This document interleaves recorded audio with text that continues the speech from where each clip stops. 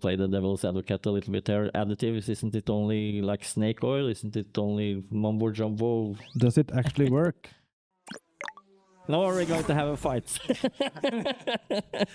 No, I don't think we have a fight, but it's of course something we hear, and I also see it on YouTube, and I like the word snake oil. Yeah. And actually I saw a movie last day where he described like snake oil, and he have to admit it actually work. Yeah. So no, in the daily with the car, it's not. It is some kind of product that can solve some problem or keep them away. No doubt about that. And like I'm an old mechanic, I have the same opinion. But when you see it and work with it every day, you see the difference. That no doubt about. Also for the environment, because the car needs to be clean inside to get the most power of the fuel or whatever we need. So that is very, very important to have a clean system every day. And one thing we should not forget is additives are already in the oil. Additives are already in the fuel. So this is already a big part of these two products. So yes, of course, we all know this. Why do we need additives and blah? Think that about the fact that additives are already in a lot of products, fuel and oil. Yeah, and I of course totally agree. And you, Karsten, and as you said, also even the oil companies and additives play a big role in actually getting a motor or engine to be cleaner, to burn cleaner. The combustion chamber is very heavy now, also in the intake. And especially the intake, we see a lot of problem right now.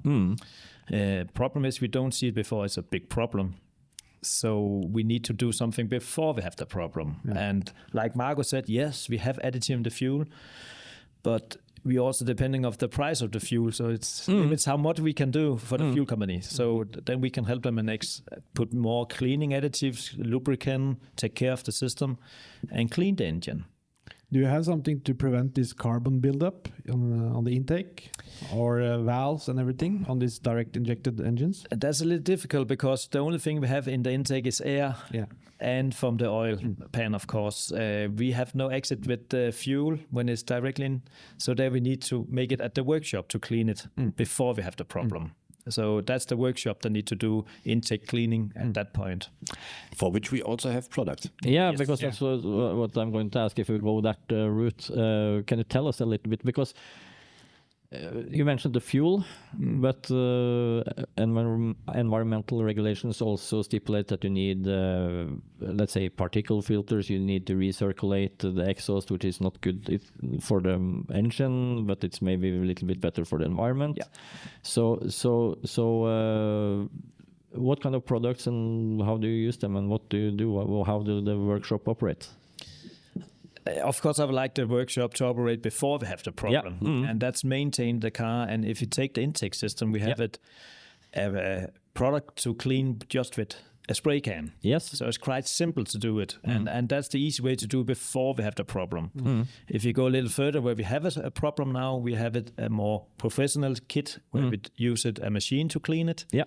And that would clean the intake, but can also at the same time clean the fuel system.